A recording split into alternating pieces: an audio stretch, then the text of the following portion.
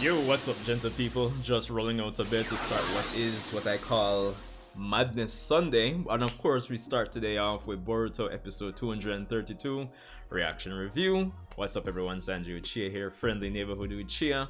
Of course, you guys know how I feel generally speaking about these episodes, but I'm looking forward to seeing if I can pick apart any silver linings, or even if the episode in itself is, entertaining, then, that would be good enough. But anyway, here we are. Of course, this episode should be focusing on Denki, and Denki was one of the characters that actually, really surprised me in the tuning exam portion of the, the last, last 10 episodes, give or take. So, yeah, but hope you guys are having an awesome day. Of course, leave a like, let me know your thoughts about this episode in the comment section below, and how you feel about these last, few episodes. And I guess we'll be getting episodes like this for the foreseeable future, so let me know what you think about that as well. But anyway, let's get right into it. Reaction, review, because it's going to be a hectic day. Well, at least it's the land of water. Because they love coming up with some new countries or new lands like that. It's interesting because... Oh, shit. Yo, what's up we call... arguably the best Boruto opening. Yo, it hype, but not gonna lie. And probably is one of the top 3 things to look forward to each episode every week now. Honestly. So here's the thing. So as I was gonna say before, it's interesting that they have automated puppets now. It's like they're catching up with the Otsutsuki, you know?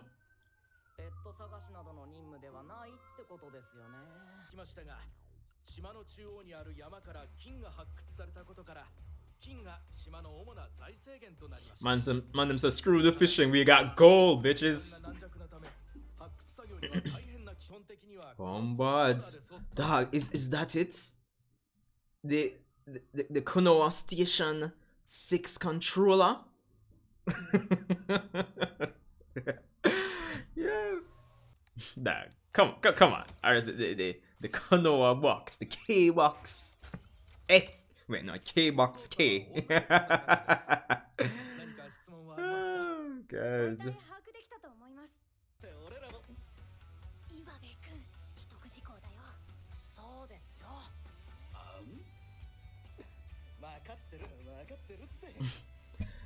It's whatever. Like, if somebody asks you a question, like you're going to explain, and the person basically says yes, but you don't really hear it clearly. You don't hear the yes clearly, and then somebody else covers their mouth. I think that should super imply that yes, they really are going there, because they're acting so suspicious. Like the whole covering of the mouths. Probably if it was before, not even if you cover them up before the person even says yes or something. I mean, it should be obvious. So, like, in hindsight, thinking on it, no. Like, how does that ever work, really?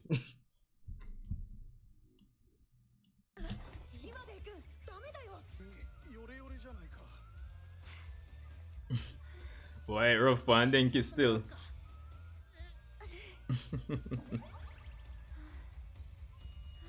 Man just have the physicality to him.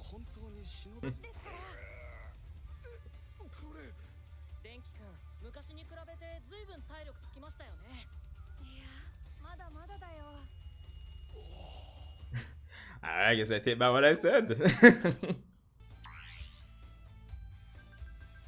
Man with the Konoha box K box K.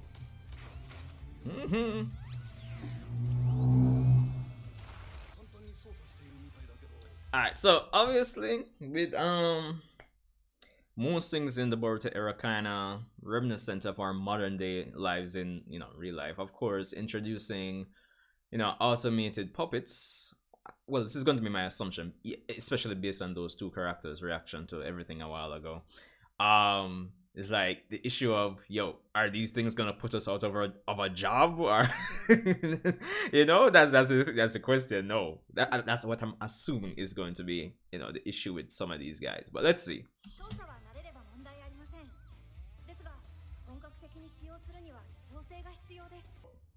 Man, I have the secret stash.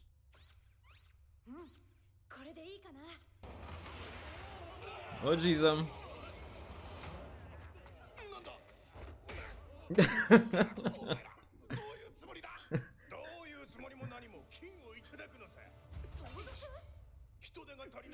man, man, some of that just look funny to me. What are they? We'll go back. Man, by the way, it's animated. Is that it's animated bad? But it's just that it doesn't seem like after him come out of the trailer, just a sense of speed or urgency. Just and just he just look how weird to me.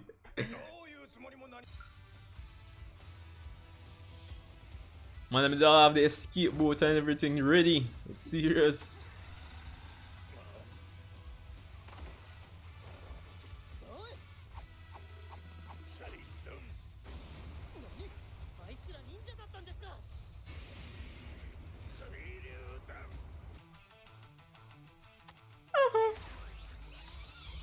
Man, pull off the YB basic jutsu combo.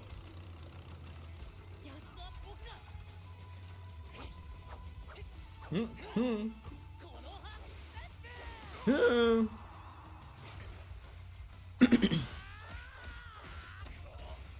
the 5-piece combo.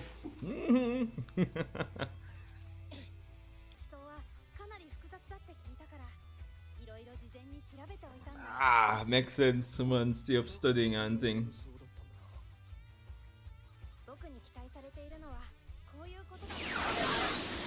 Alright, so that was episode 232 of the Boruto anime, and if I'm being honest, I think it was actually better than last week's episode, because as far as a self-contained episode goes, one of my major problems last week was that it could have like benefited extremely from being a 2 episode deal. So coming into this mission with Denki, I was saying, okay, they should make it a 2 episode thing so things can actually, pacing wise and investment wise and payoff wise, it could actually flow better. But for the most part, based on how the episode went, the elements of the episode in terms of the who's on the good side, who's the antagonist, what's the conflict, what's the payoff, which characters like developments are being tested, it actually flowed pretty well with when it comes on to Team 5, Denki, Wabe, and Metal Lee, because of course Denki is the central character that's being tested, and he's, I guess, for the most part the center the center of the conflict in terms of his competency being questioned and tested in this episode. And with how they kind of littered, based on what they said in the end there, how they kind of littered that he was staying up and studying all night, it actually comes full circle by the end and actually feels like a very much more fulfilling payoff than Sazanka last episode, who I feel could have benefited extremely from an additional episode to kind of build out his turn to the dark side. Jeez, God. Like, I know you guys say I was complaining about last week's episode, but come on, Sazanka. It's ridiculous. I think this episode works much better. I mean, again, you guys know I'm not as enthusiastic about these episodes, but at least for the self-contained nature of them, if we can get them like properly paced and the payoff and coming full circle in terms of whatever their plot entails, if it at least flows like this, so that by the especially if you're doing single episode stuff like this week and last week, then if it flows like this episode at least, then fine. That's at least the a nice middle ground, if nothing else. No, I found it interesting, like I said in the reaction section, that it's interesting that they have these automated puppets now, and like 15 14 12 years ago in universe, we went up against Toneri, and we saw the Otsutsuki had automated puppets. Even more recently when we had Urashiki, of course we saw that he had automated puppets as well. So it's interesting that the modern Shinobi world is actually kind of catching up when it comes on to that. That's an interesting tidbit. And of course, you'd have to be watching everything up to this point to really say, oh shit, things are kind of coming full circle. The Shinobi Alliance is kind of catching up with all of this technology and all that jazz and blues. But it makes sense because of course we're in a modern era of technology, so it's like of course, makes sense, makes sense, makes sense.